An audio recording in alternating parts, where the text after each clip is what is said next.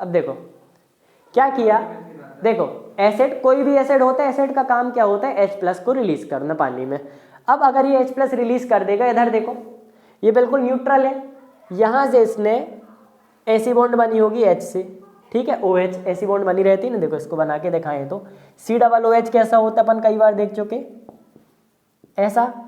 अब इस OH को खोलेंगे तो OH की कैसे बॉन्ड बनी होगी, ऐसी। अब अगर H+ रिलीज हुआ, यहाँ पे दोनों शेयरिंग में थे, H+ हो गया रिलीज, मतलब ये जो 2 इलेक्ट्रॉन थे, ये दोनों इलेक्ट्रॉन O ने ले लिए।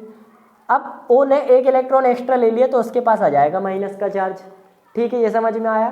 तो एसिड जब इसने H+ को रिलीज किया तो इसके पास O- का चार्ज आ गया। अब ये कैसा बन गया, CH3COO माइनस, ठीक है, CH3COO बन गया। अब उसमें क्या लिखा है, सोडियम सॉल्ट, सोडियम सॉल्ट लिखा है, sodium salt of carboxylic acid, sodium की जगह पोटेशियम सॉल्ट भी हो सकता था। अब देखो सोडियम सॉल्ट का मतलब क्या है, सॉल्ट कैसे बनता है, अपन ने, हाँ 10th क्लास में अपन ने देखा था, एक नेगेटिव और एक पॉजिटिव की जब आयोनिक बॉन्ड बनती है, आयोनिक बॉन्ड बनती है उसको अपन सॉल्ट कहते हैं। जैसे एक रहता है Na+, जब Cl- से मिलता है NaCl सॉल्ट बन जाता है। क्यों बनते हैं, क्योंकि देखो एक प्लस है एक माइनस है, इसकी आयोनिक बॉन्ड बनती है। तो सॉल्ट बनने के लिए एक पॉजिटिव और एक नेगेटिव की आयोनिक बॉन्ड बननी चाहिए। अब देखो यहाँ पे COO- है, मतलब एक नेगेटिव तो है अपने पास, अब एक पॉजिटिव चाहिए तो सॉल्ट बन जाएगा। एक पॉजिटिव उसमें लिखे कि किसका पॉजिटिव होना चाहिए, Na का, मतलब कि सोडियम का, ठीक है। अब यहाँ पे एक Na पॉजिटिव आ गया, ये सॉल्ट बन गया, ठीक है। तो वो जो लिखा है CH3COO वो कैसे आया, तो ठीक है, वो देखो सॉल्ट है किसका, सोडियम का, कार्बोक्सिलिक एसिड के साथ सॉल्ट है, तो उसमें लिखा है sodium salt of carboxylic acid. अब sodium salt of carboxylic acid का मतलब समझ में आ गया, पहले इसका H निकला, माइनस आ गया, एक Na+ मिल गया तो बन गया सोडियम सॉल्ट कार्बोक्सिलिक एसिड का, ठीक है। तो ये निकालते अपन से बन गया। अब इसके बाद उसमें क्या लिखा है, सोडा लाइम। सोडा लाइम का क्या मतलब होता है, देखो ये भी हमारे ख्याल से 9th या 10th क्लास में था। एक होता है क्विक लाइम, क्विक, हाँ, देखो क्विक लाइम क्या होता है, नॉर्मल जो अपना चूना रहता है, चूना है ना, CaO, तो CaO होता है क्विक लाइम। इसको क्या कहते हैं, कैल्शियम ऑक्साइड, मतलब क्विक लाइम। अब कैल्शियम ऑक्साइड के साथ जब अपन NaOH डालते हैं, देखो ये कैल्शियम ऑक्साइड, कैल्शियम ऑक्साइड के साथ जब अपन बेस डालते हैं तो उसको अपन कहते हैं सोडा लाइम। बेस मतलब देखो NaOH एक बेस है ना, देखो अपन ने 10th में जो बहुत फेमस बेस का नाम पढ़ा था वो NaOH था, और बहुत फेमस एसिड का नाम पढ़ा था वो HCl था, है ना। जब HCl और NaOH को मिलाते थे तो क्या बनता था, NaCl बनता था, वाटर के साथ, यानी HCl प्लस NaOH क्या मिलता था, NaCl प्लस H2। तो एसिड और बेस को मिलाते थे तो क्या मिलता था, सॉल्ट। ये भी क्यों मिलता था, ये H+ रिलीज करता था, अगर ये H+ रिलीज करेगा तो Cl- हो जाएगा, ये बेस है, ये OH- रिलीज करता था, देखो ये H+ रिलीज कर देगा तो Cl- बनेगा, मतलब ये H+ Cl- हो जाएगा, प्लस ये OH- रिलीज करता है, अगर OH- रिलीज करेगा तो Na+ हो जाएगा। अब NaCl मिलके यहाँ पे, लेकिन जा तो OH रहा है तो नेगेटिव तो Na रहना चाहिए ना, OH- जा रहा है, देखो यहाँ पे Na मान लो OH ऐसा है, अब OH- जा रहा, मतलब ये जो O है ना, अब बताओ Na और OH में से, देखो ये Na मान लो ऐसी बॉन्ड बनी, अगर मान लो, ठीक है, वैसे NaOH की तो आयोनिक रहती है, लेकिन मान लो ऐसी है, अगर ऐसी होती तो ज़्यादा इलेक्ट्रोनेगेटिव कौन है, O है, O खींच के चला जाता। देखो अगर NaOH की आयोनिक ही होती है, अगर ऐसी होती तो OH खींच के चला जाता। अब OH खींच के चला जाता तो OH- निकलता ना, माइनस निकलता तो यहाँ पे प्लस बचता, वहाँ पे जो ज़्यादा इलेक्ट्रोनेगेटिव होता है वो खींच के चला जाता है। यहाँ पे OH थी, CH3COOH थी ना, यहाँ पे H+ क्यों रिलीज हुआ था, क्योंकि O ज़्यादा इलेक्ट्रोनेगेटिव है, O ने दोनों को खींच के अपने पास रख लिया तो H के पास कुछ नहीं बचा, तो जो ज़्यादा इलेक्ट्रोनेगेटिव होता है वो माइनस रख लेता है, जो कम है यहाँ पे OH- रिलीज हो रहा है, यानी देखो H और O की ज़्यादा अच्छी बॉन्डिंग होगी ना इन दोनों के मुकाबले, इसलिए वो रिलीज हो रहा है। किसी अगर अपन दूसरे रिएजेंट में डाल देते तो H भी रिलीज हो सकता था। ये रिएजेंट के हिसाब से रहते कि अपन किसको निकालना चाहते हैं, उस हिसाब से अपन रिएजेंट डालते हैं। ठीक है, पूरी ऑर्गेनिक में अपन को यही पढ़ना है। अब देखो NaOH, ये क्या हुआ, NaCl बन गया, Na plus Cl minus NaCl बन गया, उसके बाद H plus OH minus H2O बन गया। ठीक है, तो एसिड और बेस को मिला के अपना सॉल्ट क्यों बनता था ये समझ में आया, क्योंकि एसिड और बेस H प्लस और OH माइनस रिलीज करके अपने पीछे एनायन और कैटायन छोड़ जाते थे। यहाँ पे देखो sodium salt of carboxylic acid अपन को मिल गया।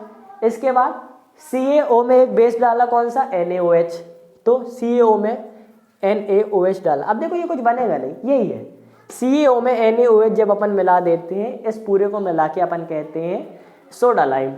ठीक है, सोडा लाइम इसको कहते हैं, और क्विक लाइम किसको कहते हैं, इस अकेले को। क्विक लाइम मतलब चूना, और ये पूरे को मिला के कहते हैं सोडा लाइम। अब देखो होता क्या है रिएक्शन,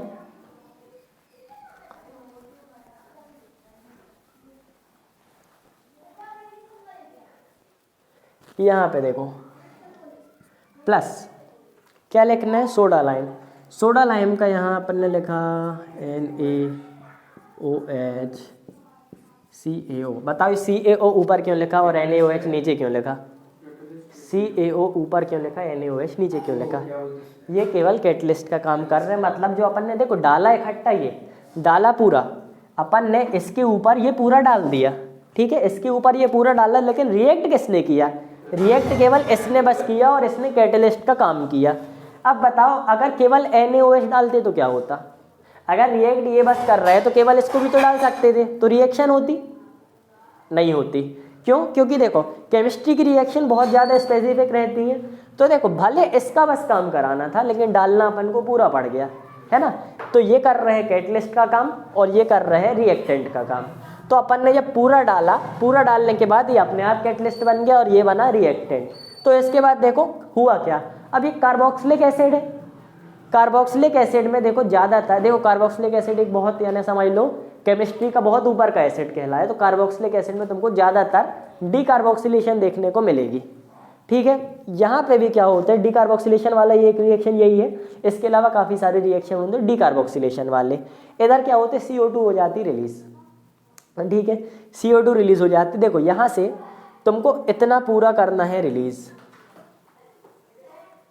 इतना सारा छोड़ के देखो अपन को CH3 के साथ एक H चाहिए, ये वाला C बोल। देखो डीकार्बोक्सिलेशन मतलब क्या है पहले बताओ, कार्बन डाइऑक्साइड रिलीज करना है, मतलब ये वाला कार्बन तो हटाना पड़ेगा।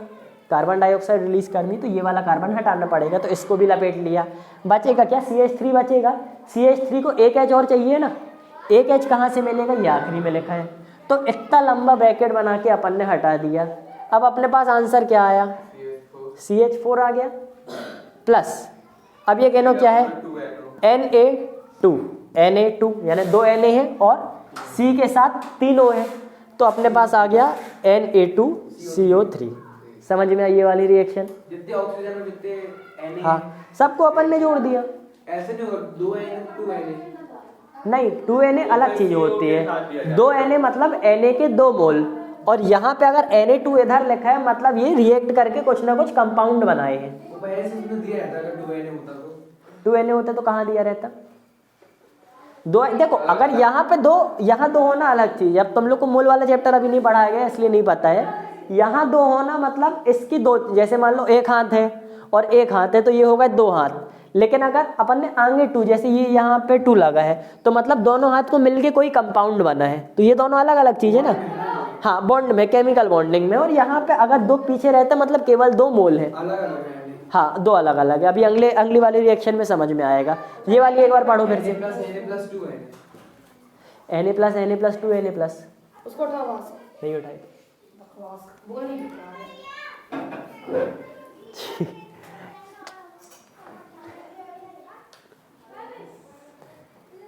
चलो चलो पढ़ो एक बार ये वाली रिएक्शन अच्छे से पढ़ो, साथ साथ याद ही करते चलना है ना, इसको बात के लिए नहीं छोड़ना। बात के लिए नहीं तो बहुत सारी रिएक्शन हो जाएंगी। अभी 22 को टेस्ट लेंगे हम। उसी का हाँ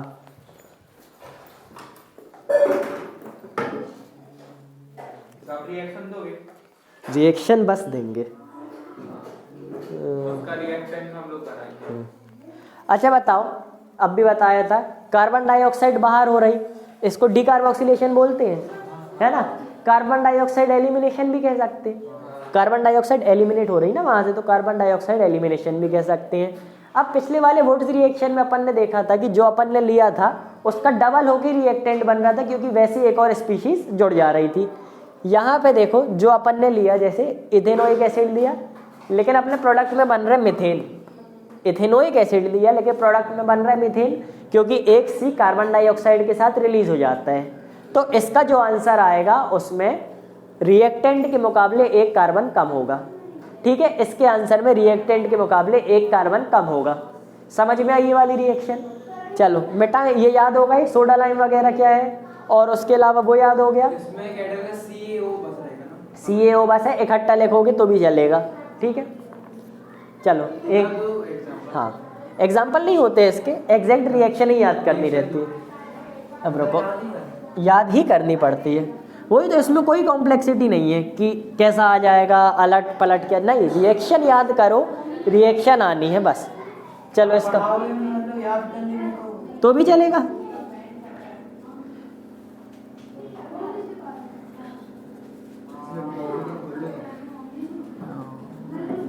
लिखने का ज़्यादा नहीं है, इसमें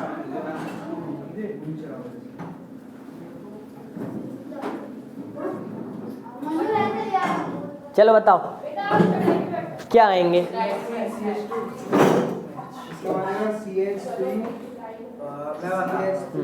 तुम भी लो, वो CS3 आदमी ले लेगा बस। CH3 अक्षय मैं मार दूंगी लपाड़ा खींच के, तो ये वीडियो बन जाएगा। ये CH3 CO3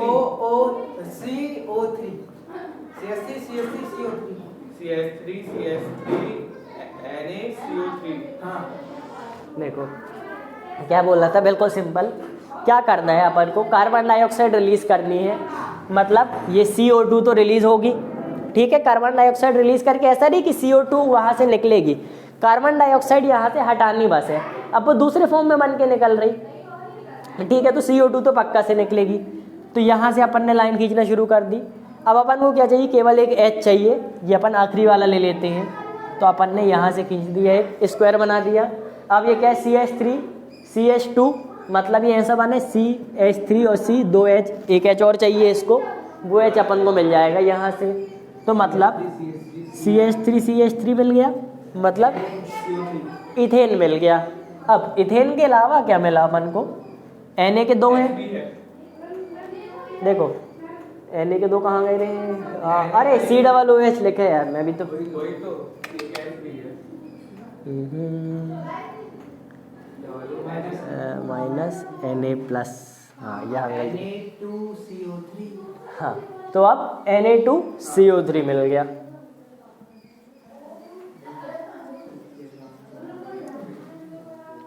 ठीक है, समझ में आ गई ये वाली रिएक्शन। अगली करें, पहले बताओ, अब साथ साथ याद है ना, इसके पहले वाली याद है, इसके पहले बताओ वुड्स रिएक्शन में क्या रिएजेंट था, ड्राई ईथर। वुड्स में ड्राई ईथर कभी नहीं भूलना, क्योंकि वुड्स रिएक्शन नेम रिएक्शन है। अभी तक जो 4 आई, चारों में से सबसे इंपॉर्टेंट है वुड्स, क्योंकि वो नेम रिएक्शन है। नेम रिएक्शन बिल्कुल अच्छे से करके जानिए। ड्राई ईथर था, वुड्स में निकल क्या रहा था, मेन प्रोडक्ट के अलावा साइड प्रोडक्ट क्या निकल रहा था, NaBr या NaCl ऐसा कुछ निकल रहा था। ठीक है, मेन प्रोडक्ट में डबल कार्बन, यानी कार्बन स्केलेटन डबल हो गया था रिएजेंट के मुकाबले। फिर उसके बाद इसमें जो प्रोडक्ट आता है उसमें एक कार्बन कम होता है। कुछ इसमें आएगा तो हम लोग को लिखा आएगा ना, कैटलिस्ट बताया हो सकता है लिखा आ जाए ए, बोले बताओ, हाँ हो सकता है। तुम लोग का तो वैसा पेपर, बोले पूरी वुड्स रिएक्शन बताओ, वुड्स रिएक्शन बतानी पड़ेगी, रिएक्शन कोई बताइए, रिएक्शन बतानी पड़ेगी। रिएक्शन होता है NaBr + 2Na कौन बच्चा क्या रखा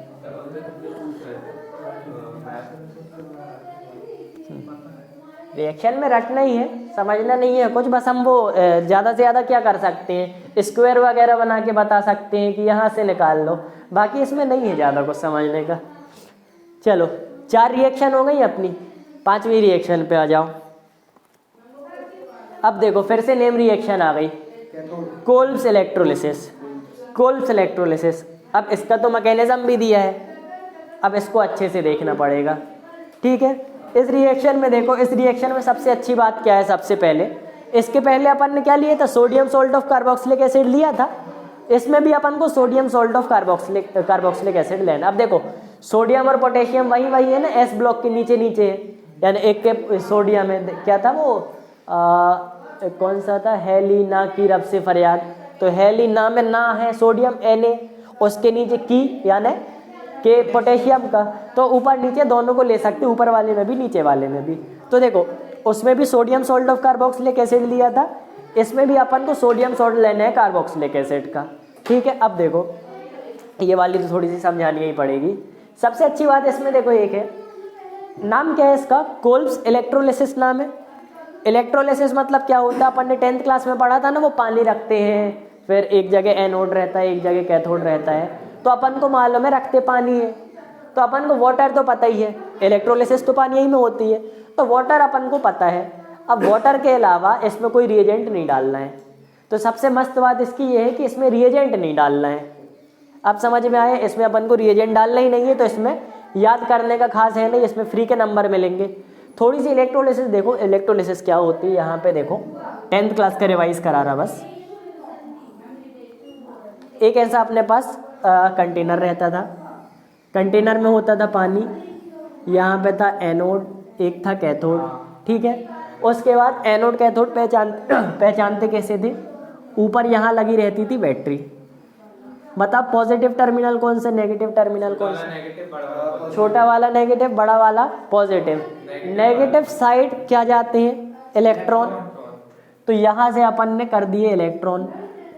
अब पॉजिटिव साइड क्या जाता है, करंट, और इलेक्ट्रॉन की उल्टी दिशा में करंट, तो अपन ऐसा कह सकते हैं यहाँ से जाता है करंट। अब जिस साइड इलेक्ट्रॉन जा रहे हैं वो इस इलेक्ट्रोड को देखो, यहाँ इलेक्ट्रॉन भर गए, तो इस इलेक्ट्रोड को नेगेटिव बना रहे हैं, तो ये हो जाएगा नेगेटिव इलेक्ट्रोड, ये हो जाएगा पॉजिटिव इलेक्ट्रोड, क्योंकि इलेक्ट्रॉन उस साइड है, तो ये है नेगेटिव इलेक्ट्रोड और ये है पॉजिटिव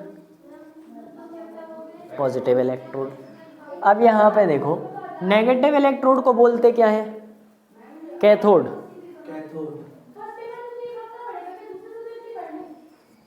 पॉजिटिव इलेक्ट्रोड को क्या बोलेंगे, एनोड।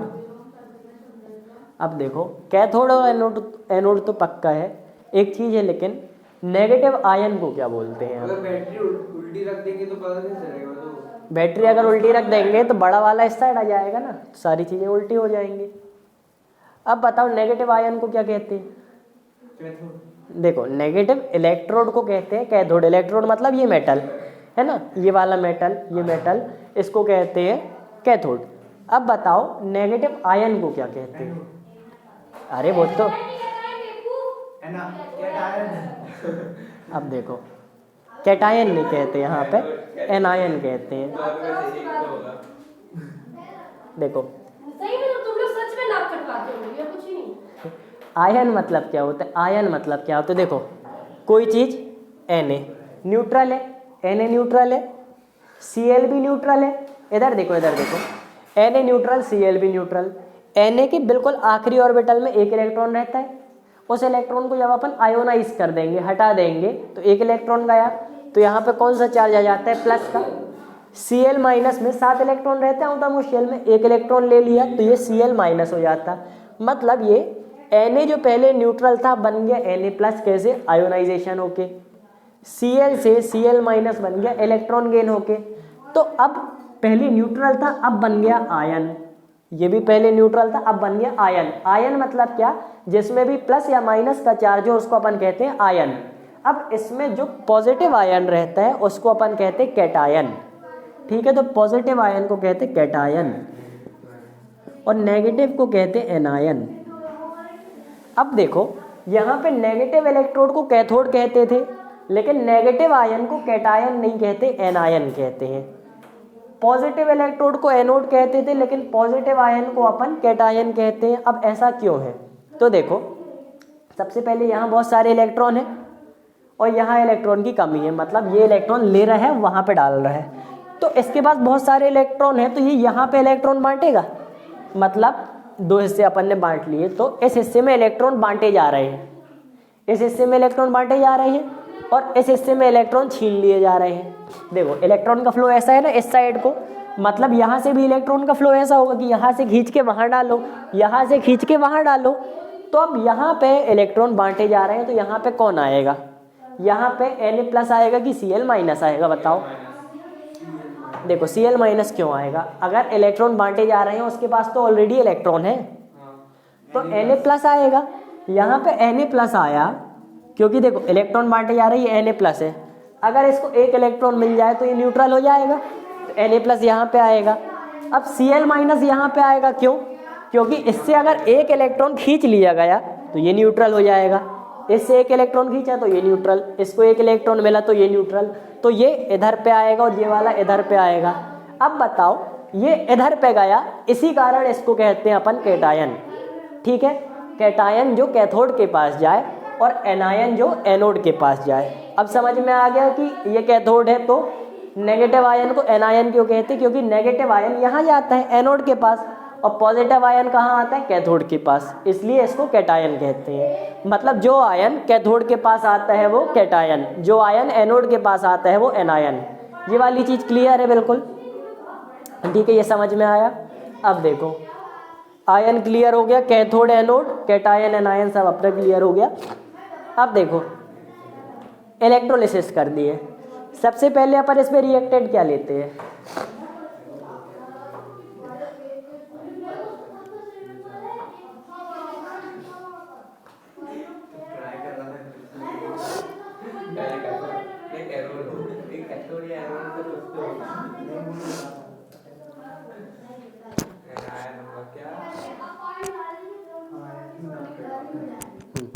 चलो चलो चलो चलो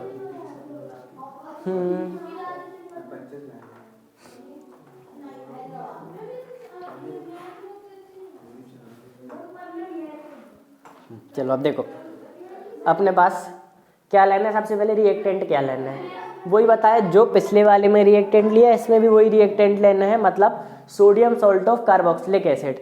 कार्बोक्सिलिक एसिड का सोडियम सॉल्ट लेना है, तो अपन ने यही ले लिया CH3COO Na। ठीक है, अब यहाँ पे प्लस माइनस लगा दिया करो जिसमें पता चले ये सॉल्ट है ना। प्लस माइनस नहीं लगाएंगे तो लगेगा कि ऐसा तो नहीं कि कहीं कोवेलेंट बॉन्ड है ना, तो प्लस माइनस लगा दिया करो जिससे अंदाजा रहे कि सॉल्ट है। अब इसका क्या करना है? इलेक्ट्रोलिसिस करना है।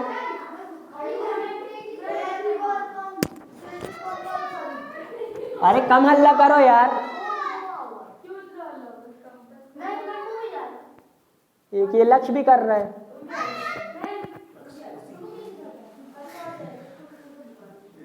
चलो क्या करनी है? इलेक्ट्रोलिसिस। इलेक्ट्रोलिसिस के लिए काय की जरूरत होती है? वाटर की। तो ये चीज़ अपनी सरल सी क्लियर हो गई। ठीक, वाटर मिल गया। अब इसके बाद यहाँ पे केवल इलेक्ट्रोलिसिस लिख दो, इलेक्ट्रोलिसिस कर दिए। इलेक्ट्रोलिसिस कोई रिएजेंट नहीं है। देखो कभी अपन प्रोसेस को भी ऐसे कह सकते हैं, प्रोसेस को भी अपन यहाँ लिखा देते कि कौन सी प्रोसेस हो रही है, इलेक्ट्रोलिसिस। अब बताओ प्रोडक्ट क्या बनेंगे? हमने सबसे पहले कैटलिस्ट कुछ नहीं है, तो सबसे पहले बताया कार्बोक्सिलिक एसिड है, तो कई बार क्या होती है इसमें डीकार्बोक्सिलेशन होती है। डीकार्बोक्सिलेशन यानी CO हटता है। ठीक है, अब यहाँ से यहाँ पे अपन को केवल मेन इतना याद रखना है, ये हटेगा अपना CO2 हटेगा। ठीक है, डीकार्बोक्सिलेशन CO2 तो हटना ही है पक्का से, तो अपना ये पक्का से हटेगा। अब अगर ये हटेगा बच जाएगा क्या? CH3 बच जाएगा। लेकिन यहाँ पे देखो याद करने का तरीका है, मैकेनिज्म नहीं है।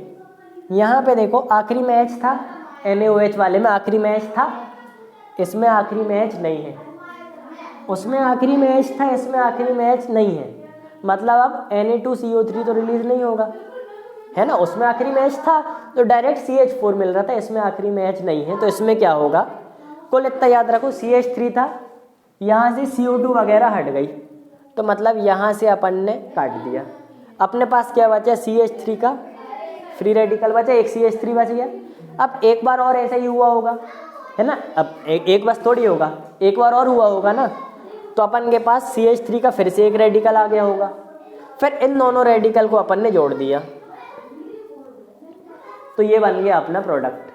ठीक है, अब बताया अब बाकी सब तो देखो ठीक है, मेजर प्रोडक्ट क्या है, मेजर प्रोडक्ट है ये, उसके अलावा क्या बनेगा वो अब भी बताते हैं। देखो कार्बन डाइऑक्साइड रिलीज हुई तो एक CO2 बन जाएगा, नहीं H2 है, H2 रिलीज होगी, वो ऑप्शन एक और H2 बन जाएगा, एक क्या है, CO3 होगा ना वो, हाँ CO3 वही तो ऑप्शन ऑक्सीजन एक और है ना, उसके पास हाइड्रोजन के पास हाइड्रोजन के पास एक और ऑक्सीजन है, तो H2O। अरे तो रिएक्शन अपन थोड़ी करते अपने हाथ से, रिएक्शन अपन अपने हाथ से नहीं करते ना। Na होगा, हाँ वो ऑक्सीजन कहाँ जाएगा, कौन सा, वो जो हाइड्रोजन के एक NaOH बनता है, मैकेनिज्म बताते हैं तो समझ में आएगा, लेकिन देखो एक एक्स्ट्रा आ गया, बैलेंस करेंगे तो बराबर हो जाएगा, बैलेंस करेंगे तो बराबर हो जाएगा, बैलेंसिंग नहीं करी ना अभी, बैलेंसिंग करेंगे तो बराबर आ जाएगा। ठीक है, अब जरा इसका मैकेनिज्म समझ लो। बैलेंसिंग के लिए क्या, देखो CH3 यहाँ पे 2 कर लिए, 2 CH3 हो गए, CO2 2 CO2 मतलब 2 रिलीज होंगे ये, उसके अलावा H2 2 Na 2 NaOH H+, हाँ लो हो गई बैलेंस। यहाँ पे एक हाइड्रोजन एक्स्ट्रा, लेकिन वहाँ लो, अब गिनो, अब एक हाइड्रोजन यहाँ एक्स्ट्रा हो गया, देखो कम हो गया, मतलब 3 3 6 7 8 9 9 10 4 और 6 10 बराबर तो है, 2 तो 4, वो पूरा होल में अच्छा वहाँ नहीं आएगा। हाँ ना, होल में तो वहाँ अभी हो गया बैलेंस। अब देखो मेन याद क्या रखना है, ये मेन याद ये रखना है। अब बाकी अगर हल्का फुल्का याद रखे तो CO2 H2 है ना, गैस वगैरह रिलीज होती हैं इलेक्ट्रोलिसिस में, गैस वगैरह रिलीज होती हैं, वो भी क्यों होती हैं अभी दिखाते हैं। अब देखो इसका मैकेनिज्म समझो, मेन क्या बता दिया, इसको लिया वाटर लिया, बनेगा कैसे, एक निकलेगा, अब यहाँ पे H नहीं है मतलब ऐसा एक और बार निकाल लो, दोनों को आपस में जोड़ दो, तो इसमें भी अपन ने क्या कार्बन डाइऑक्साइड रिलीज कराई, और इसमें भी अपन को मिल रहे हैं इवन नंबर के कार्बन, है ना, देखो एक निकला इवन नंबर के कार्बन हो गए, 2 जोड़ के इवन ही नंबर बनेगा ना, और तो बन नहीं सकता। तो देखो एक बार निकाला, 2 बार निकाला, इवन नंबर के कार्बन बन गए। मैकेनिज्म अभी समझाते हैं, पहले क्वेश्चन करो जरा इसी से रिलेटेड। देखो पहले याद करो, समझाऊंगा बाद में, पहले याद बस करो, मेन याद ही करना जरूरी है, समझाते हैं। हाँ क्या हो गया, नहीं मैकेनिज्म हम समझाएंगे, मैकेनिज्म छोड़ो, इतना याद बस करो। हमने दिया C2H5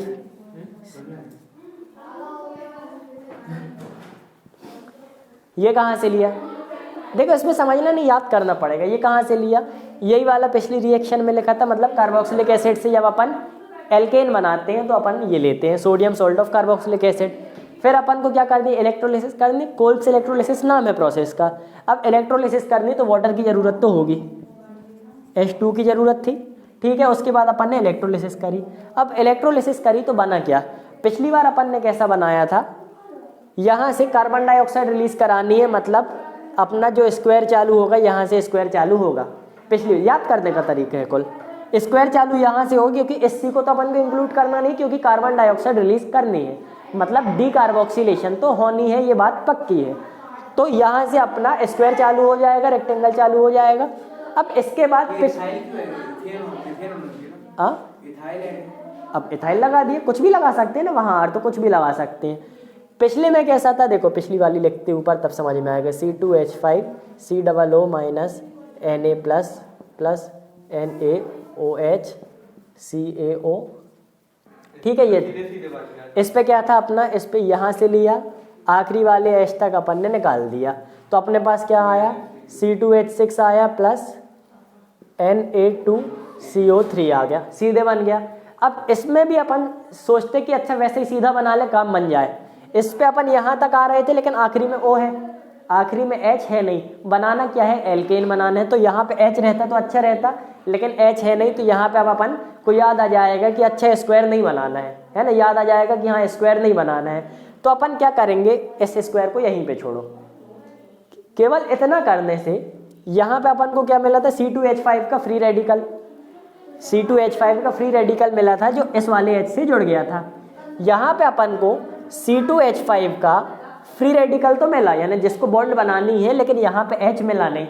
अब ये क्या करेगा बेचारा, अब ये करेगा फिर से यही वाली प्रोसेस, फिर से यही प्रोसेस किया, तो इसको C2H5 का एक और फ्री रेडिकल मिल गया, एक और फ्री रेडिकल मिला, तो दोनों ने आपस में बॉन्ड बना ली। तो आंसर क्या आ गया, C2H5 और C2H5 जुड़ गए, C2H5 जुड़ गए। ठीक है, क्या बन गया अपना, ब्यूटेन बन गया। अब समझ में आया ये वाला, ठीक है, याद हो गया। मैकेनिज्म देखो, मैकेनिज्म से करते बार बार भूलते, कुल याद कराने का तरीका बताए। यहाँ से अपन ने शुरू किया, आखिरी में H अपन को मिला नहीं, H मिला नहीं तो अपन ने एक बार फिर से कर लिया, जिसमें यही फिर से मिल गया, दोनों को आपस में जोड़ दिया। अब देखो, जब दो आपस में जोड़ते हैं कोई चीज़ तो क्या मिलता है, इवन नंबर मिलता है। इवन नंबर कैसे, 2 और 2 4, 3 3 6, सारे इवन नंबर है ना, 1 1 2, किसी को भी आपस में जोड़ोगे तो इवन नंबर मिलेगा। तो इसका जो भी प्रोडक्ट आता है उसमें इवन नंबर ऑफ कार्बन रहते हैं। अब समझ में आया। चलो, दो चीज देख लिया अपन ने, कार्बोक्सिलिक एसिड नॉर्मल वाली रिएक्शन और कार्बोक्सिलिक एसिड की कोल्ब्स इलेक्ट्रोलिसिस। अब कोल्ब्स इलेक्ट्रोलिसिस का मैकेनिज्म बताते हैं, अभी मैकेनिज्म अभी बताते हैं जरा। एक बार रिवाइज कर ले पूरी रिएक्शन को, ठीक है, कि पहले मैकेनिज्म बता दें क्या करें, पहले मैकेनिज्म बता दे रहे फिर रिवाइज करते हैं। पूरे कंप्लीट रिएक्शन करिए। कंप्लीट रिएक्शन मतलब इसके आगे H3 कंप्लीट रिएक्शन की उतनी ज़रूरत रहती नहीं, याद करनी पड़ती है, याद करनी पड़ती क्या, देखो H2 रिलीज होता है इसमें, याद है हमें, तो H2 कर दिया। फिर अब देखो हर एक का तरीका, अब ये ट्रिक है, हर एक की ट्रिक बताएंगे अगर, तो जो तुम लोग की मेन चीज़ है, मेन चीज़ में कंफ्यूज हो गए, इसलिए ट्रिक उतनी तक रखी जितना अपन को मेन निकालना है। यहाँ अपन को मेन निकालना है ये, ठीक है। अब उसके बाद अगर ये नहीं भी लिखते तो कई बार नंबर नहीं कटते, ठीक है, क्योंकि मेन अपन को निकालना है ये, बाकी छोटी मोटी चीज़ें नहीं लिखते तो नंबर नहीं कटते। अब H2O क्या है, पानी में जाता है, H प्लस और OH माइनस हो जाता है, H प्लस और OH माइनस हो जाता है। अब OH माइनस जब Na प्लस से मिलेगा तो क्या बनेगा, NaOH, OH माइनस, देखो H2O पानी में गया तो H प्लस और OH माइनस हो जाता है, Na प्लस से OH माइनस मिलेगा तो NaOH बनेगा, तो एक NaOH ही आ गया। इसके अलावा कार्बन डाइऑक्साइड जब अपन बोले कि रिलीज करा रहे हैं तो एक कार्बन डाइऑक्साइड भी आ गई, H प्लस बचेगा, H प्लस मिल के क्या बनाएंगे, H प्लस तो रहेंगे नहीं आयोनिक फॉर्म में, H2 बना लेंगे। इतनी सरल सी रिएक्शन है, ठीक है। चलो ये बात समझ में आई। अब जरा इसका मैकेनिज्म देखो, मैकेनिज्म कठिन ही है, थोड़ा सा याद करना पड़ेगा, है ना। मैकेनिज्म देखो लेकिन पहले,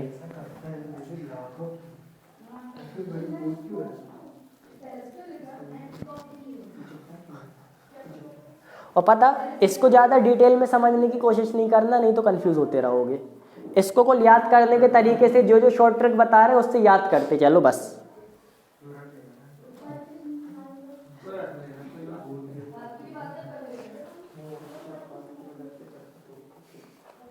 चलो देखो मैकेनिज्म क्या है इसका, मैकेनिज्म बताते हैं। इलेक्ट्रोलिसिस होनी है, ये तो अपन को कोल्ब्स इलेक्ट्रोलिसिस से पता ही है, हो गई।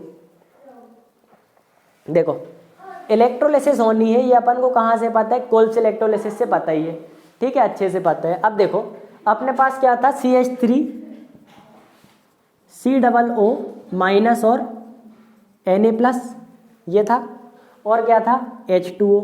अब H2O को भी जब अपन इलेक्ट्रोलिसिस करेंगे तो H प्लस और OH माइनस बन जाएगा। तो यहाँ पे अपन ने HOH को समझ जाना कि एक H प्लस बन जाएगा और एक OH माइनस बन जाएगा। अब यहाँ पे देखो ये नेगेटिव, देखो यहाँ पे भी अपन H प्लस OH माइनस बना देते हैं। कम करो जरा, डस्टर कहाँ, डस्टर कहाँ गया,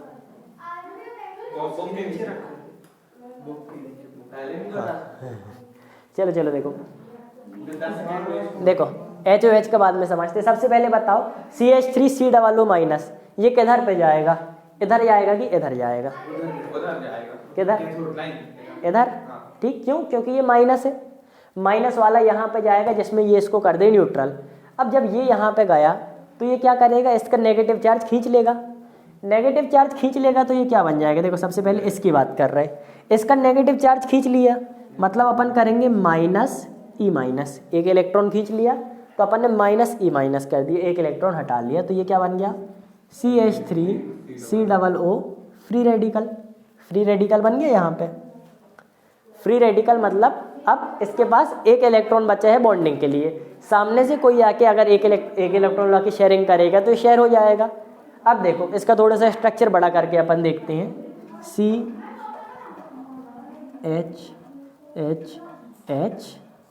C डबल बॉन्ड O और ये O फ्री रेडिकल। अब देखो एक यहाँ पे इलेक्ट्रॉन था, इससे शेयरिंग हो गई, एक यहाँ पे इलेक्ट्रॉन है, शेयरिंग होनी बाकी है, शेयरिंग होनी बाकी है। बचे कितने, 2 लोन पेयर बचे, 2 लोन पेयर अपन ने बना दिए। ठीक, ऐसा स्ट्रक्चर समझ में आया कैसे आया? अब हाँ, अब इसके बाद क्या हुआ, इसने सोचा कि यार कोई और आके कब शेयरिंग करेगा। हाँ देखो सोचा इसने कोई और आके कब शेयरिंग करेगा, एक काम करता हूँ मैं इसको उखाड़ लेता हूँ। देखो इसको क्यों नहीं उखाड़ा, क्योंकि ये ज़्यादा मजबूत बॉन्ड है, इसको उखाड़ लिया। अब इसको उखाड़ा तो ये दोनों फ्री रेडिकल आपस में बट गए। इसको एक चाहिए था, उसको यहाँ से मिल गया। तो अब देखो इसको एक चाहिए था, यहाँ से मिल गया तो ये इनने बॉन्ड बना ली। समझ में आया बॉन्ड कैसे बनी? अब बॉन्ड बना ली, फ्री रेडिकल इसमें आ गया तो ये हो गया रिलीज। तो यहाँ से अपनी CO2 हो गई रिलीज। क्या अनसैचुरेटेड? देखो हाइड्रोकार्बन होते हैं, ये तो O से बनाया है तो वैसे ही अलग बात है। अनसैचुरेटेड मतलब C में डबल बॉन्ड, ये O से बनाया है तो अलग चीज़। अब देखो CO2 अलग हो गया, CO2 का यही स्ट्रक्चर है, CO2 हो गई अलग। अब क्या बचा, CH3 फ्री रेडिकल बचा। अब CH3 फ्री रेडिकल को क्या चाहिए, H चाहिए, नहीं मिला, उसको पहले क्या मिल गया।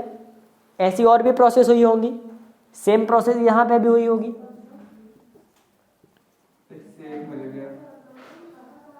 CO2 लिख दे रहा है डायरेक्ट, सेम प्रोसेस यहाँ पे भी हुई।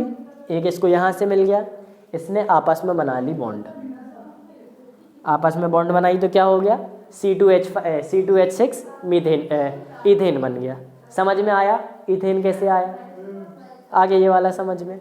CO2, हाँ CO2 कैसे आई ये भी समझ में आ गया। अब बचा क्या, HOH बचा और यहाँ पे Na बचा। अब ये तो साइड प्रोडक्ट है, HOH क्या होता, एक H+ बन जाता, एक OH- बन जाता। अब देखो इसको उतना याद करने की नीड नहीं है, लेकिन HOH में एक H+ बनता, एक OH- बनता। तो देखो जो H+ बना वो किसके साथ जोड़ता, Na+ के साथ जोड़ता। तो जो जो OH- बना किसके साथ जोड़ता, Na+ के साथ जोड़ता, प्लस और माइनस आयोनिक सॉल्ट बना लेते। तो OH- और Na+ ये जुड़ गया, इनने अपना बेस बना के ये हो गया अलग। इसके अलावा क्या बचा, अब OH- हो गया, Na+ हो गया, H+ बचा। अब H+ अकेला क्या करे बेचारा, H+ के पास तो इलेक्ट्रॉन है ही नहीं, H+ के पास इलेक्ट्रॉन है नहीं तो H+ बेचारा क्या करे, बताओ क्या करेगा। H+ क्या करेगा, सोचा इलेक्ट्रॉन किसके पास है, इसके पास है, कैथोड के पास है। तो वो आ गया कैथोड के पास, उसने बोला ये हम यहाँ आ गए, हमको इलेक्ट्रॉन दे दो। इसने इसको दिए इलेक्ट्रॉन। अब इलेक्ट्रॉन जब H+ को दिए तो ये क्या हो गया, H फ्री रेडिकल बन गया, है ना। देखो इलेक्ट्रॉन नहीं था, इलेक्ट्रॉन आया तो फ्री रेडिकल बन गया। अब एक फ्री रेडिकल बना, एक और फ्री रेडिकल बना और दोनों जुड़ गए तो H2 रिलीज हो गई। तो यहाँ पे अपन को H2 भी मिल गई। अब समझ में आया, CO2 भी मिल गई, H2 भी मिल गई, NaOH भी मिल गया।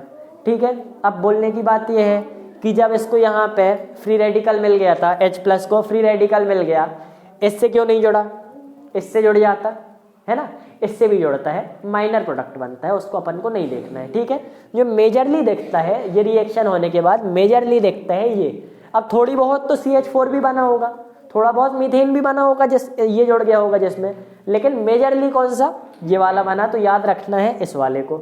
समझ में आई ये वाला मैकेनिज्म, समझ में आया। मैकेनिज्म एज इट इज लिखने को आएगा, ठीक है, इसमें कुछ सवाल बताओ जरा। जो अपना CH3COO माइनस है उससे अपना क्या बना, इथेन बना, ठीक है, C2H6 बना। ये पूछेंगे कोल्स इलेक्ट्रोलिसिस में जो तुम्हारा मेन हाइड्रोकार्बन बनता है, मेन हाइड्रोकार्बन बनता है वो एनोड में बनता है या कैथोड में बनता है, तो बताओ। ये बनता है एनोड में, एनोड में एनोड, माइनस है ना, माइनस मतलब एनायन है, एनायन से अगर कोई चीज बन रही तो एनोड में बनेगी, ठीक है। तो अपना लेकिन फिर बाद में तो प्लस हो गया तो फिर बाद में प्लस नहीं हुआ, फ्री रेडिकल बना। फ्री रेडिकल अलग चीज है, प्लस अलग चीज है, ठीक है। तुम्हारा बोलेगा हाइड्रोजन किधर बनी, नेगेटिव लिखा है ना पॉजिटिव लिखा है मतलब फ्री रेडिकल है। हाँ, अगर डॉट बना है मतलब फ्री रेडिकल है, कुछ नहीं है तो कुछ नहीं है तो भी फ्री रेडिकल है, कुछ नहीं है तो हो सकता है कंप्लीट हो, नहीं तो फ्री रेडिकल हो, ठीक है। कंप्लीट भी हो सकता है, फ्री रेडिकल भी हो सकता है। जैसे H2O कंप्लीट है लेकिन Na फ्री रेडिकल है। चलो अब बताओ H2 कहाँ बना, H2 कहाँ बना, एनोड में कि कैथोड में, कैथोड में, ठीक है। H+ से बना ना, H+ कहाँ जाएगा, कैथोड में जाएगा, कैटायन है कैथोड में जाएगा, तो H2 बना कैथोड में, ठीक है। ये वाली चीज समझ में आ गई। अब ये जो NaOH बना ये तो ना एनोड में बना ना कैथोड में, वही सॉल्यूशन में बन गया, ना इसको एनोड की जरूरत थी ना कैथोड की जरूरत थी, तो वो तो वही सॉल्यूशन में ही बन गया। CO2 कहाँ बनी, वहीं से रिलीज हुई, मतलब CO2 कहाँ बनेगी, एनोड में, ठीक है। CO2 एनोड में कैसे बनी, समझ में आ गया ना, ठीक है, क्योंकि CO2 को तो मिला था, जो माइनस से इलेक्ट्रॉन मिला, इलेक्ट्रॉन खींचा, CO2 वाला खींचा था माइनस, ठीक है। तो इसका मैकेनिज्म याद हो जाएगा। चलो एक बार रिवीजन लें, उसके बाद अपन कराते केमिकल प्रॉपर्टीज। ये तो फिजिकल प्रॉपर्टी देखो थ्योरी का है, मुश्किल नहीं आते ना, उससे मुश्किल सवाल आते हैं। और प्रॉपर्टीज निकाल के, हाँ, 5 प्रॉपर्टी मतलब कैसी, मतलब इसको रीड करके कोई 5 प्रॉपर्टीज लिख देंगे अगर आएगी तो। हाँ नहीं वो तो हम कराएंगे, ऐसा थोड़ी कराएंगे, नहीं कराएंगे, अभी छुड़वा रहे हैं। अपना वही तरीका था जैसे अपन ने पिछली बार भी किया था, आखिरी में हमने जैसे एक वीडियो दे दिया था GOC का, उसमें पूरी प्रॉपर्टी कवर करा दी थी उसने। तो वही जिसमें मेहनत नहीं करनी पड़ी, जो एक बार में चीज़ समझ में आ जाएगी उसको अपन आखिरी में कर लेंगे। बहुत सरल सरल फिजिकल प्रॉपर्टी से, उसमें ध्यान ही नहीं देना है। चलो अब एक बार रिवीजन पूरे का।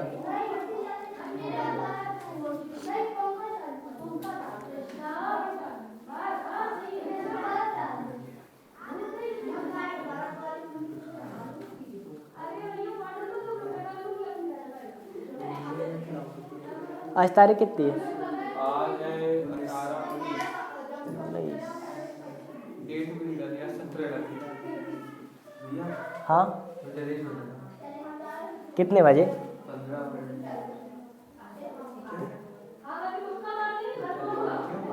क्यों 4 क्लास छोड़ तो देंगे, हुआ क्या, क्या हुआ?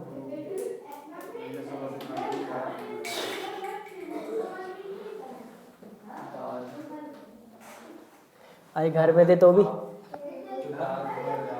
क्या हुआ? घर में थे तो भी नहीं खाया।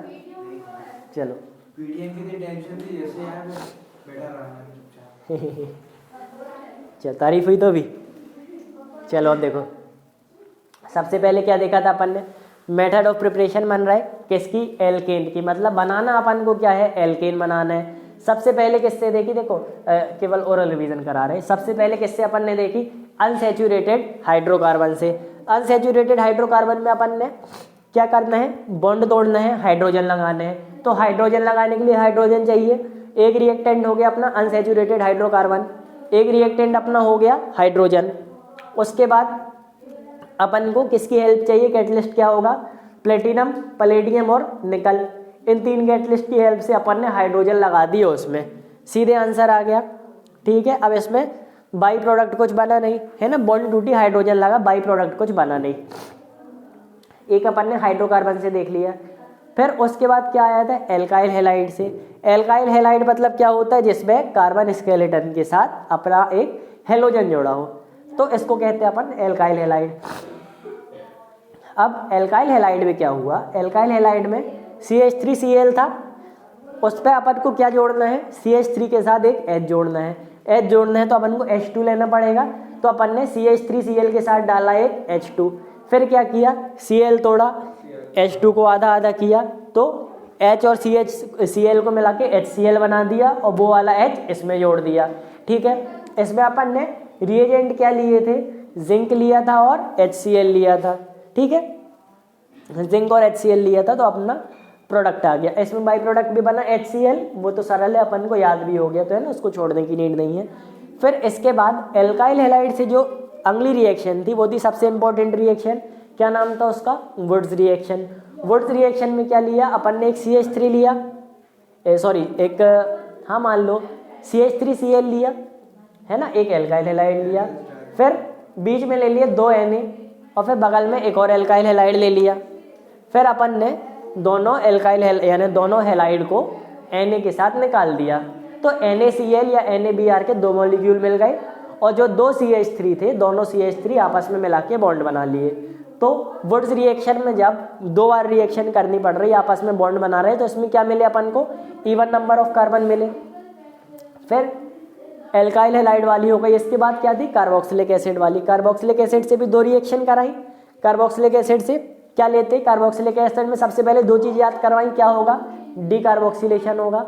डीकार्बोक्सिलेशन के अलावा एक और चीज़ क्या, सोडियम सॉल्ट लेना है अपन को। कार्बोक्सिलिक एसिड के सोडियम सॉल्ट लिए, उसका कराना है डीकार्बोक्सिलेशन। सबसे पहले जो नॉर्मल वाली प्रोसेस थी उसमें अपन ने क्या लिया, सोडा लाइम। सोडा लाइम में NaOH लिया और CaO डाला, है ना, NaOH प्लस CaO था, जिसमें से CaO रिएजेंट बन गया और NaOH रिएक्टेंट बन गया। अब Na2CO3 को रिलीज किया, बचा क्या अपने पास, CH4 बचा। यानी Na2CO3 को रिलीज किया, मतलब कि अपन ने कार्बोक्सिलिक एसिड से कार्बन डाइऑक्साइड हटाई। मतलब अपने पास जो भी प्रोडक्ट बन रहा है उसमें मेन जो अपना क्या कहते हैं रिएक्टेंट था, उससे 1 कार्बन कम होगा। हाइड्रोकार्बन में मेन रिएक्टेंट से 1 कार्बन कम होगा। इसमें कार्बन डाइऑक्साइड की एलिमिनेशन हुई या फिर डीकार्बोक्सिलेशन हुई। फिर इसके बाद कार्बोक्सिलिक एसिड की अगली रिएक्शन आ गई, कोल्ब्स इलेक्ट्रोलिसिस। कोल्ब्स इलेक्ट्रोलिसिस में भी क्या लिया अपन ने, sodium salt of carboxylic acid लिया। अपन ने फिर से वही स्क्वायर बनाने की सोची, स्क्वायर बना के आगे आगे तक जाओ, लेकिन H अपन को मिला नहीं। H मिला नहीं तो अपन फिर से नीचे लिए, फिर से अपन ने स्क्वायर बना के आगे जाने की सोची, फिर H नहीं मिला, दोनों ने एक दूसरे को देख के बॉन्ड बना ली, तो इसमें भी अपन को मिले इवन नंबर ऑफ कार्बन। अब बताओ, इसमें रिएजेंट यूज हुआ नहीं, इसमें इलेक्ट्रोलिसिस बस यूज हुई है। अब इवन नंबर ऑफ कार्बन किस में मिलते हैं बताओ, देखो नहीं पूछेंगे, मेथड ऑफ प्रिपरेशन में इवन नंबर ऑफ कार्बन किस किस मेथड में मिलते हैं।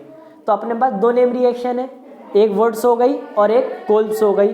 तो वुड्स में भी इवन नंबर ऑफ कार्बन मिलते हैं और कोल्ब्स इलेक्ट्रोलिसिस में भी इवन नंबर ऑफ कार्बन मिलते हैं। ठीक है, अब कोल्ब्स इलेक्ट्रोलिसिस में मैकेनिज्म दिया है, मैकेनिज्म तो इवन मिलते हैं ना, हाँ हर में इवन मिलते हैं। CH4 कहाँ इवन है, कोल्ब्स इलेक्ट्रोलिसिस के जस्ट ऊपर CH4 मिल रहा, वो तो ऑड है ना। इवन केवल तभी मिलता है, मिल जाता है तो फिर वो नहीं। हाँ, इवन केवल तभी मिलता है जब कार्बन का एक बार प्रोसेस करने के बाद फिर से प्रोसेस और कार्बन आपस में जुड़े, तब बस मिलता है इवन। या 2CH2 2CH2 भी वो ऐसा नहीं कि देखो उसको सरल बनाने के लिए वैसा लिखा है ना, जो NaCl और बीच में 2Na और फिर से वो CH3Cl लिखा है ना, वो सरल दिखाने के लिए लिया है, नहीं तो उसको रिएक्शन नॉर्मली यही कहलाएगी। उसकी रिएक्शन को CH3Cl प्लस Na ऐसे ही लिखेंगे, उसकी रिएक्शन को ऐसे ही लिखते हैं। यानी वुड्स अगर इतना बस भी लिखा है ना तो भी ये वुड्स रिएक्शन है, इसके आगे एक और Cl लगाने की जरूरत नहीं, इतना लिखा है तो भी वुड्स है। ठीक है, ड्राई था यहाँ पे लिख देते, क्या बनता, CH3 बनता। अब CH3 किससे जोड़ता, तो फिर से रिएक्शन हुई, फिर से CH3 बना, तो CH3 आपस में जुड़ गए। ठीक है, और NaCl के भी 2 मिल जाते।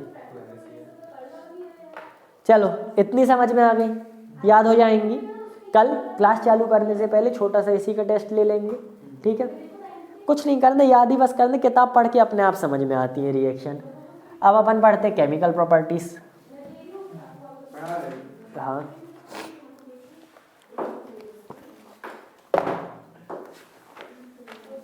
देखो केमिकल प्रॉपर्टी में भी रिएक्शन ही है, एक सबसे मेन रिएक्शन तो हो ही जाएगी, यानी शाश्वत के रहते भी तुम लोग की पूरी ही हो जाएंगी। देखो केमिकल प्रॉपर्टीज में क्या करना है, केमिकल प्रॉपर्टी मतलब क्या बताया था, सबसे पहले किसकी केमिकल प्रॉपर्टी पढ़ रहे हैं, एल्केन की। एल्केन की केमिकल प्रॉपर्टी पढ़ रहे हैं तो रिएक्टेंट में एल्केन तो पक्का से आएगा। तो अपन ने सबसे पहले रिएक्टेंट में ले लिया एल्केन, कौन सा ले लें, मान लो CH4 ले लें, C2H5 ले लेते हैं, C2H6 ले लेते हैं, ठीक है, CH3 ये अपन ने ले लिया नॉर्मल एक एल्केन। अब इसके बाद अपन को क्या करना है, नॉर्मल एल्केन लिया, सबसे पहले केमिकल रिएक्शन में क्या होगा, इसके साथ कोई कोई रिएक्टेंट और ऐड होते जाएंगे और अपन को देखना है प्रोडक्ट क्या है। एक एल्केन ले लिया, साथ में कुछ कुछ रिएक्टेंट ऐड होंगे, उसके साथ रिएजेंट ऐड होंगे, अपन को बनाना है प्रोडक्ट क्या आएगा।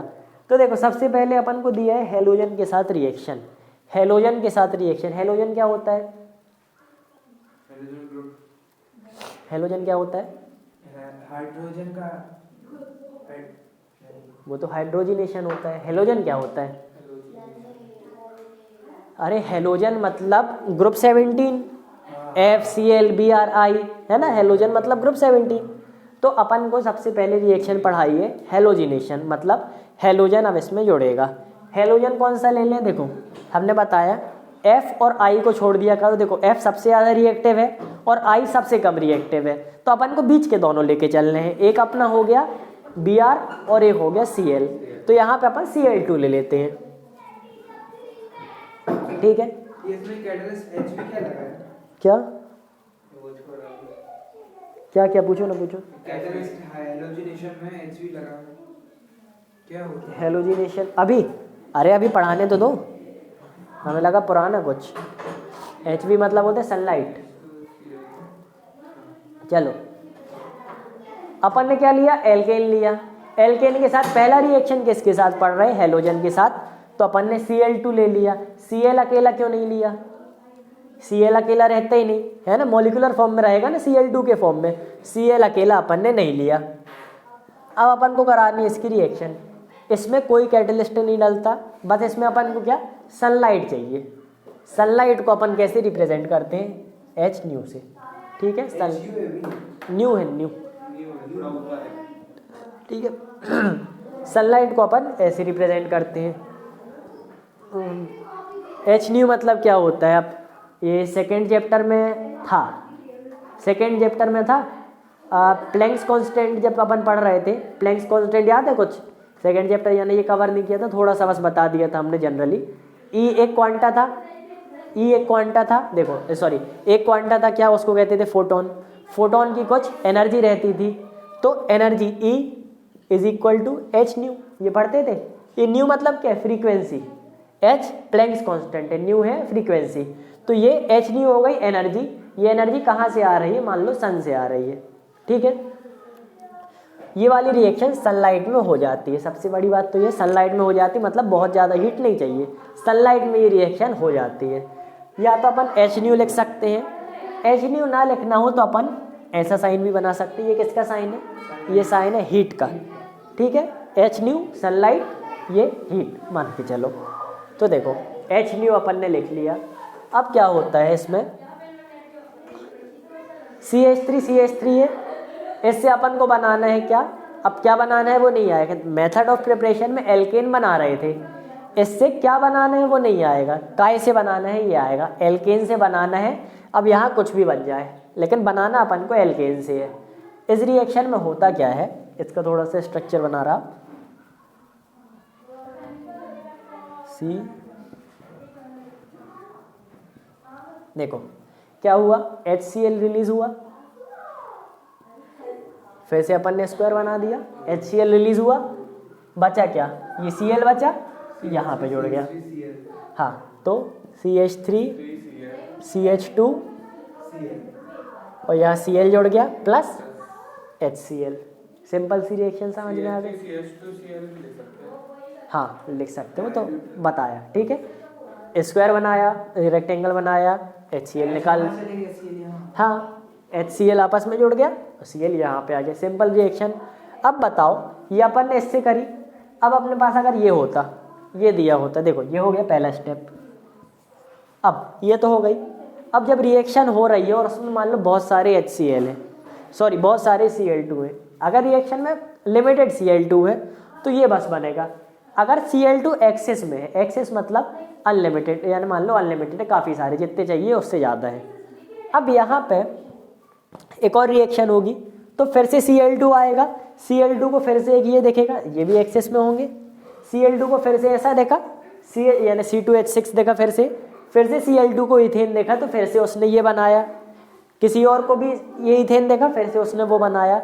लेकिन किसी Cl2 को ये भी तो दिख गया होगा, जब एक सॉल्यूशन में बहुत सारे ये हैं और बहुत सारे ये बन रहे हैं, किसी Cl2 को डायरेक्टली ये भी तो दिख जाएगा।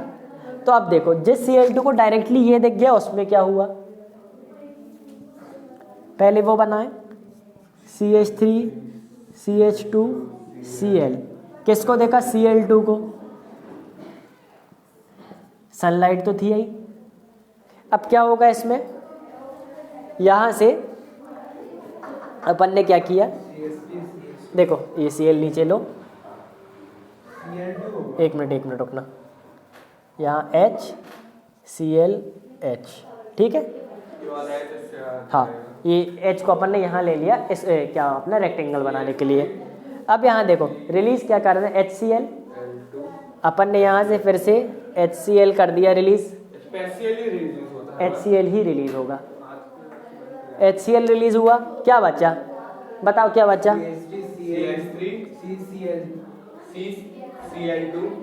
CHCl2, ऐसा कर सकते हैं या फिर डायरेक्ट अपन बना लेते तो भी ठीक है, ठीक है, HCl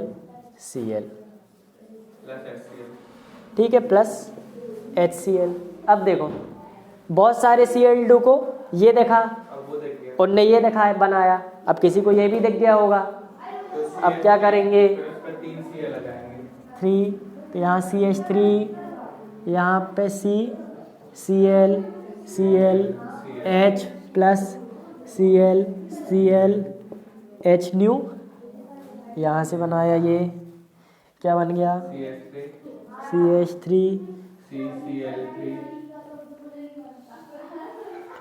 C और Cl3 प्लस HCl। समझ में आ गया ये वाला, ठीक है, देखते गए उन लोग बनाते गए। अब देखो इसमें तो इतना ही बनेगा, अगर मान लो यहाँ पे अपना क्या होता, मीथेन होता, देखो ये इथेन है, निकलता क्या है, केवल और केवल क्या निकलता है HCl, है ना, केवल HCl निकलता है। तो इस वाले में इसके आगे तो प्रोसेस होनी नहीं है। लेकिन अगर अपने पास ये होता CH4 होता प्लस Cl2 होता, एक बार में क्या बनता, देखो H न्यू, जल्दी बताओ सीधे प्रोडक्ट बनाओ, क्या बनता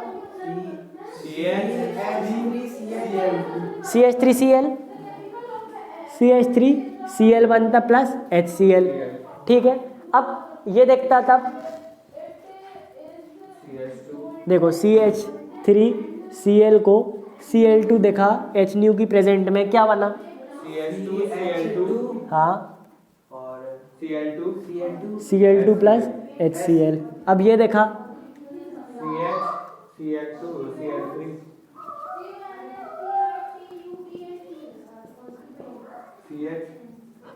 हाँ Cl3 प्लस HCl।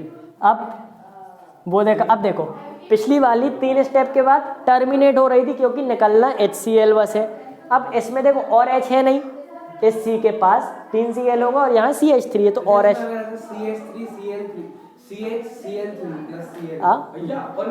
हाँ नहीं वो हाँ ना, देखो फिर इन वाले H में से निकलेगा, लेकिन एक कार्बन के पास 3 Cl3, अब इसके आगे जब कराएंगे तो यहाँ से निकलेगा, ठीक है। एक कार्बन के पास 3 Cl हो सकते हैं ना, हाँ अब देखो ये वाला देखो, अब ये वाला देखो, इसके पास एक H है ना इस कार्बन के पास, तो अब हो जाएंगे 4H, तो CHCl3 plus Cl2 H new, तो CCl4 प्लस HCl, ठीक है। बुक में ये वाली दी है, यही वाली से याद करना, केवल तरीका है, केवल तरीका इस करो। अब इसमें क्या होगा, इस कार्बन के पास तो 3 Cl आ गए, अब इस कार्बन का नंबर चालू हो जाएगा, लेकिन ये वाली बॉन्ड नहीं टूटेगी, मतलब यहाँ पे CCl4 नहीं बनेगा क्योंकि कार्बन कार्बन बॉन्ड नहीं टूटेगी, कार्बन हाइड्रोजन बॉन्ड टूटेगी, ठीक है। तो ये वाला देखो, ये समझ में आया। अब देखो CHCl3 को क्या कहते हैं, इसको अपन क्लोरोफॉर्म भी कहते हैं। लिखा है कॉपी में, देखो लिखा है किताब में, देखो इसको क्लोरोफॉर्म, ट्राइक्लोरोमीथेन को, क्लोरोमीथेन, टेट्राक्लोरो, क्लोरोमीथेन, ट्राइक्लोरोमीथेन वो जो उसको ट्राइक्लोरो, CH2Cl2, क्लोरो नहीं लिखा है, नहीं लिखा, लेकिन याद कर लो। मुझे बुक का अजीब सी नेमिंग दी रहती है थोड़ी। कहाँ कई जगह वो कॉमन नेमिंग है।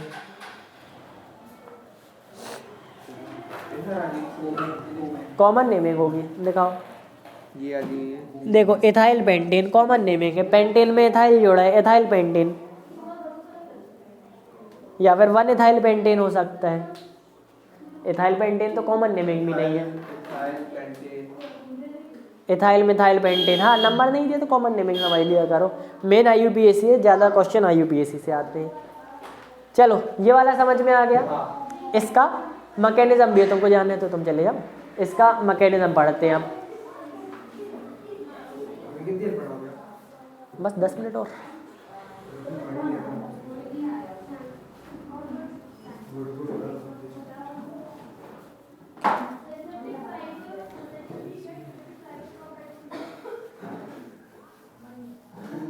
प्रमोशन तक पढ़ोगे पूरा? हाँ प्रमोशन नहीं, इसका ये क्या, इसका मैकेनिज्म पढ़ाएंगे, फिर यानी देखो मेन रिएक्शन यही है। जो बाकी की केमिकल रिएक्शन है वो जल्दी जल्दी हो जाएंगी, क्योंकि उनके मैकेनिज्म नहीं दिए, तो उन रिएक्शन को तो याद बस करना है, तो वो जल्दी जल्दी हो जाएंगी, तो वो कल ही करा देंगे। इसका मैकेनिज्म देखो, अभी टाइम मिला तो अभी भी करा सकते हैं। इसका मैकेनिज्म देखो, मैकेनिज्म इतना पूरे बनाने का मैकेनिज्म अपन को नहीं देखना है। ये तो अपन ने तब देखा जब ये हो एक्सेस में, Cl2 एक्सेस में होगा तो सबके साथ रिएक्ट कर लेगा। अब अपन को मैकेनिज्म इतने पूरे का नहीं देखना, केवल ऊपर वाले का देखना है। ये वाली चीज़ क्लियर है, केवल पहले स्टेप का देखना है मैकेनिज्म। हाँ, केवल पहले स्टेप का मैकेनिज्म देखना है, तो इन सबको हटा दो। CHCl3 को क्लोरोफॉर्म कहते हैं, लिख लेना कहीं काम आएगा। किसको कहते हैं? CHCl3 मतलब C से एक H जोड़ा है और 3 Cl जोड़े हैं।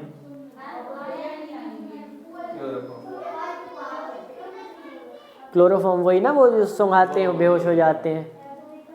ये रिएक्शन बनाना तो एक पेपर पर कोई को सुना देता है। चलो अब देखो, केवल ऐसे स्टेप का मैकेनिज्म देखना है। देखो बिल्कुल सिंपल मैकेनिज्म है, इसका भी लिखा है उसमें। देखो 3 स्टेप लिखे हैं। 3 स्टेप क्या है? एक इनिशिएशन, एक प्रोपोगेशन, एक टर्मिनेशन। इनिशिएशन मतलब चालू होना, प्रोपोगेशन मतलब बढ़ना है ना, यानी बढ़ते जाना, और टर्मिनेशन मतलब ख़त्म होना। अब देखो 3 स्टेप इसके कैसे हैं, समझो जरा। इनिशिएशन मतलब चालू, इनिशिएशन यानी कोई भी चीज़ स्टार्ट होती है, इनिशिएट, तो इनिशिएशन। टर्मिनेशन मतलब ख़त्म हो जाना। भैया मैं जाऊँ, हाँ। समझ में नहीं आ रहा। हाँ चलो वीडियो देखो। बाय। बाय। चलो देखो CH4 है। अब अपने पास देखो इनिशिएशन में क्या होता है, यहाँ पे धूप पड़ रही है, धूप पड़ रही, देखो जब एग्जाम में मैकेनिज्म पूछा जाए तो समझा के लिखना पड़ेगा, ठीक है। जैसे इसमें लिखा है ना, समझा के तुम लोग को। रट के मतलब, हाँ रट के भी लिख सकते। अरे तो रटना क्यों है, जब सिंपल चीज़ है तो समझ के, जो चीज़ समझ में नहीं आए उसको बस रटा करो। अब यहाँ पे देखो इनिशिएशन यानी शुरुआत। शुरुआत में क्या होता है, देखो यहाँ पे तुमको बॉन्डिंग कितनी दिख रही है, एक CH की दिख रही है। देखो यहाँ कितनी बॉन्डिंग है,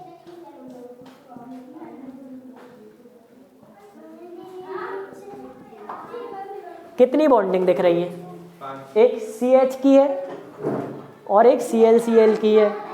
अगर यहाँ पे ऐसा होता तो एक कार्बन कार्बन की भी दिखती, एक कार्बन हाइड्रोजन, एक कार्बन कार्बन और एक क्लोरीन क्लोरीन। तो ठीक है, यहाँ पे अभी अपन को कितनी दिख रही है, इसी को मान के चलो CH4 यानी केवल एक कार्बन हाइड्रोजन की बॉन्ड और एक क्लोरीन क्लोरीन की बॉन्ड दिख रही है। अब दोनों में से ज़्यादा कमजोर बॉन्ड कौन सी होती है? अब इसमें सुन लो, पहले ही बता दिया, इसमें लॉजिक नहीं लगाना है। अपन को लगता है 2 क्लोरीन ज़्यादा इलेक्ट्रोनेगेटिव तो मजबूत बॉन्ड होगी, लेकिन ज़्यादा मजबूत बॉन्ड कार्बन हाइड्रोजन की, कार्बन कार्बन की होती है। हाँ देखो स्टेबल बॉन्ड एक की बात है। ओवरऑल स्टेबिलिटी अलग चीज़ है, ओवरऑल स्टेबिलिटी अलग चीज़ है, लेकिन ये एक सिग्मा बॉन्ड है और ये भी एक सिग्मा बॉन्ड है। दोनों सिग्मा में से मजबूत कौन सी है? तो दोनों सिग्मा में से ये वाली ज़्यादा मजबूत है। यानी कहीं भी C और H की बॉन्ड देखे और Cl की बॉन्ड देखे तो इसको तोड़ने के लिए कम एनर्जी ज़्यादा एनर्जी देनी पड़ेगी और इसको तोड़ने के लिए कम एनर्जी देनी पड़ेगी। ठीक है, ये वाली चीज़ क्लियर है। अब देखो, पहले देखो ये किताब में तुम्हारा लिखा है the reaction is initiated by homolysis of chlorine molecule in the presence of light और heat. Cl bond is weaker than Cc and CH bond. ठीक है, मतलब Cl कमजोर है तो सबसे आसानी से यही टूटेगी। अब कमजोर है तो धूप में टूट गई, कमजोर क्यों? ये है या ना, ये पढ़ा गया है तो है, प्रैक्टिकली पता है। ठीक है, Cl बॉन्ड धूप में टूट गई। अब धूप में टूटेगी, बताओ इस Cl की इलेक्ट्रोनेगेटिविटी ज़्यादा कि इस Cl की इलेक्ट्रोनेगेटिविटी ज़्यादा? दोनों की सेम है, मतलब इनका होमोलिसिस होगा। एक इलेक्ट्रॉन ये लेगा, एक इलेक्ट्रॉन ये लेगा, है ना। अगर इलेक्ट्रोनेगेटिविटी किसी एक की कम होती तो उसके पास प्लस आ जाता, एक के पास माइनस आता, हेट्रोलिटिक होता। इसमें होमोलिटिक हुआ। तो यहाँ पे देखो क्या करना है, Cl लिया, H न्यू लिया, मतलब सनलाइट लिया, अपन ने दोनों को तोड़ दिया तो अपने पास Cl माइनस और Cl माइनस बन गया। ठीक है, अब क्या करना है, इस Cl माइनस को थोड़ी देर के लिए भूल जाओ, है ना, दूर रख दिया अपन ने, केवल एक Cl माइनस को देखना है। इस Cl माइनस को भूल जाओ। अब इसको क्या देखा, इसको देखा, ये इसको ये देखा, बढ़िया है ना। अपन क्या कर रहे थे, जब रिएक्शन करा रहे थे अपन ने HCl रिलीज़ किया था, सबसे पहले HCl रिलीज़ किया था। HCl क्यों रिलीज़ किया? देखो, जब अपन ने रिएक्शन कराई थी CH4 और प्लस Cl2, HCl रिलीज़ कर दिया था स्क्वायर बना के। क्यों किया था? देखो, ये Cl का क्या है, फ्री रेडिकल। इसने सोचा मैं इसका घर उजाड़ देता हूँ, इसका इसने सोचा मैं इसका घर उजाड़ देता हूँ। तो इस Cl ने अटैक किया इस पे, इस Cl ने किस पे अटैक किया, इस पे। अब क्या हुआ, इसकी किसकी बॉन्ड है, C की H से, तो CH की बॉन्ड टूटी। ठीक है, HCl रिलीज़ कर रहे थे तो वो Cl इस H के साथ चला गया। अब बताओ C और H दोनों में ज़्यादा इलेक्ट्रोनेगेटिव कौन है? तो देखो, दोनों लगभग बराबर ही इलेक्ट्रोनेगेटिव होते हैं, लगभग बराबर। यानी C देखो, वैसे तो ज़्यादा इलेक्ट्रोनेगेटिव, थोड़ा शायद हाइड्रोजन नहीं, C थोड़ा सा ज़्यादा इलेक्ट्रोनेगेटिव है, लेकिन इसमें हेट्रोलिटिक फिजन भी होता है और होमोलिटिक फिजन भी होता है। यानी जैसे अगर अपन लेंगे Cl और H ले लिया तो उसमें ज़्यादातर हेट्रोलिटिक फिजन होता है। क्यों? क्योंकि Cl ज़्यादा इलेक्ट्रोनेगेटिव है। Cl और C लिया, ज़्यादातर हेट्रोलिटिक होता है। H लिया या Cl तो हमेशा होमोलिटिक होता है। लेकिन C और H में सिचुएशन के हिसाब से होमोलिटिक भी होता है और हेट्रोलिटिक भी होता है। तो अब यहाँ पे Cl है, एक फ्री रेडिकल है, तो इस पे अपन को H प्लस की ज़रूरत है, H माइनस की ज़रूरत है, या फिर H फ्री रेडिकल की ज़रूरत है? फ्री रेडिकल की ज़रूरत है। तो यहाँ पे होगा होमोलिटिक फिजन। तो इस Cl ने यहाँ अटैक किया, ये दोनों अलग अलग हो गए। अब एक H फ्री रेडिकल, एक Cl फ्री रेडिकल, तो यहाँ क्या बन गया, HCl बन गया। समझ में आया? HCl बन गया। इसी को थोड़ी अच्छे से लिख रहे, तो यहाँ पे CH4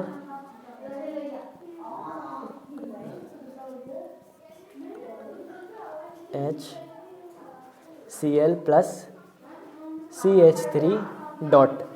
ठीक है, ये समझ में आया। अब CH3 का फ्री रेडिकल बचा, अब ये क्या करेगा, देखो अब नहीं, वो टर्मिनेशन के लिए, टर्मिनेशन होगी तो रिएक्शन ख़त्म हो जाएगी, वो तो होगा, वो ठीक है। अब ये क्या सोचा, देखो इस रिएक्शन में बहुत सारे ये होंगे, बहुत सारे ये भी होंगे। इसने सोचा कि अब मैं CH4 के साथ अच्छे से था, Cl फ्री रेडिकल ने मेरा घर उजाड़ा, है ना, अब मैं भी इसका घर उजाड़ूंगा। तो इसने ढूंढा एक और Cl माइनस को, इसने उसका घर उजाड़ दिया। अब क्या हुआ, यहाँ पे अपन को मिला प्लस Cl, ठीक है, इसने इसका घर उजाड़ दिया। तो अब इसने क्या बना लिया, CH3Cl बना लिया। बच क्या गया, Cl का फ्री रेडिकल बच गया। इसने बोला तुमने मेरा घर उजाड़ा, इसने फिर उसको ढूंढा, फिर उसका घर उजाड़ दिया, फिर ये बन गया। तो ऐसी साइक्लिक प्रोसेस कंटिन्यू होती गई। समझ में आया? ठीक है, दोनों एक दूसरे का घर उजाड़ते गए तो अपने पास बहुत सारी चीज़ें बनती गई। इसी स्टेप को कहते हैं प्रोपोगेशन। पीछे से आओ ना बेटा। तो ये जब तक चलता रहेगा, हाँ, जब तक चलता रहेगा CH3Cl बनता रहेगा और Cl का फ्री रेडिकल बनता रहेगा, CH3Cl बनता रहेगा, ऐसी चीज़ें खत्म होती जाएंगी। अब देखो क्या हुआ, ये चलती जाएगी कब तक, जब तक सारे रिएक्टेंट खत्म हो जाए। अब देखो Cl किसका Cl फ्री रेडिकल किसका घर उजाड़ता है, इसका। अगर ये खत्म हो गए, पूरे कंज्यूम हो गए तो रिएक्शन खत्म, या फिर घर कौन उजाड़ते हैं, Cl माइनस। अगर Cl माइनस खत्म हो गए तो भी रिएक्शन खत्म। तो अगर दोनों में से कोई भी चीज़ खत्म हो जाए तो रिएक्शन खत्म, या फिर एक तरीका ये हो गया। अब इसका एक और तरीका है, यहाँ पे देखो फ्री रेडिकल कितने कितने बन रहे हैं। अब ये स्टेप कहलाते हैं टर्मिनेशन।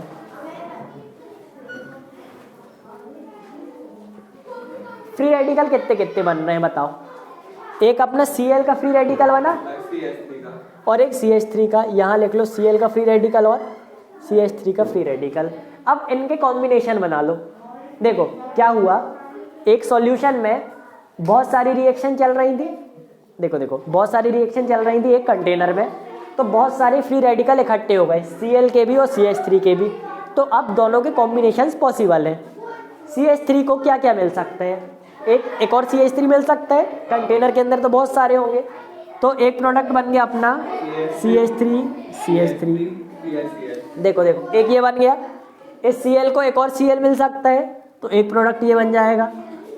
अब इस Cl को CH3 भी मिल सकता है तो एक प्रोडक्ट Cl बन जाएगा। इसके अलावा और कोई कॉम्बिनेशन पॉसिबल है। तो जब सारे फ्री रेडिकल को दूसरा कोई फ्री रेडिकल मिल गया और उन लोग ने बना ली बॉन्ड, तब भी ये रिएक्शन खत्म हो जाता है। तो इस स्टेप को क्या कहते हैं, इस स्टेप को अपन कहते हैं टर्मिनेशन। तीनों स्टेप समझ में आ गए। इसका मैकेनिज्म एक बार कॉपी से देख लेना, वैसे तो सरल ही है। ठीक है, सबसे पहले क्या हुआ, Cl2 को किसने तोड़ा, लाइट ने तोड़ा, एक रेडिकल बना दिया, एक अपन ने दूर भगा दिया, है ना, उसकी ज़रूरत नहीं, एक से अपन काम करते गए। ये जो फ्री रेडिकल बना किसी और मीथेन को तोड़ रहा होगा, इसलिए अपन ने अलग ही रख लिया, एक को बस ध्यान रख रहे हैं। इसने घर उजाड़ा, फिर इसका जो फ्री रेडिकल बना उसने इसका घर उजाड़ा, फिर इसका फ्री रेडिकल बना, इसका घर उजाड़ा, ऐसी चीज़ें चलती गई। कंटेनर में इसको कहते हैं प्रोपोगेशन। इस स्टेप को, कंटेनर में बहुत सारे फ्री रेडिकल इकट्ठे हो गए, सबने आपस में कंबाइन करके अलग अलग चीज़ें बना ली।